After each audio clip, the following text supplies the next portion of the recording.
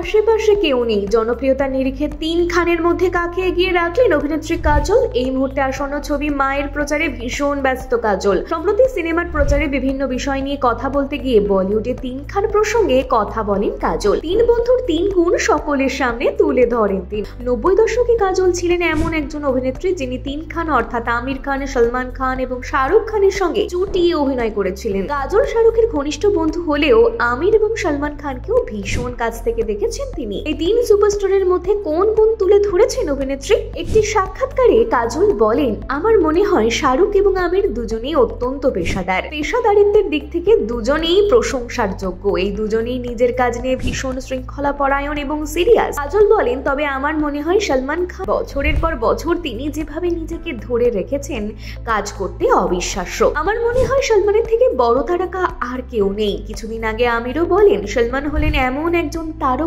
যার সিনেমা 100 কোটির গণ্ডি অতিক্রম করবেই। কাজলকে যখন বলা হয় যে শুধু সলমান নন, অক্ষয় কুমারের সিনেমা 100 কোটির গণ্ডি খুব তাড়াতাড়ি অতিক্রম করবে, এই কথার পরিপ্রেক্ষিতে কাজল বলেন, হতে পারে, তবে সলমান খানের স্টারডমকে স্পর্শ করার ক্ষমতা নেই অক্ষয়েরও। আমার মনে হয় অক্ষয় এই ব্যাপারে একমতই হবেন। এখানে বলে রাখা ভালো, বিয়ের আগে পর্যন্ত অক্ষয় ছিলেন কাজলের ক্রাশ, যদিও এই ব্যাপারটি নিয়ে অভিনেতা কিছুই জানতেন না। কপিল শর্মার অনুষ্ঠানে এসে এই কথা সবার সামনে তুলে ধরেছিলেন করণ জোহর। প্রসঙ্গত, শাহরুখ খানের সঙ্গে 7টি ছবিতে একসঙ্গে অভিনয় করেছিলেন কাজল, যার প্রত্যেকটি ছিল সুপারহিট। অন্যদিকে আমির খানের সঙ্গে ফানা ছবিতে অভিনয় করেছিলেন কাজল।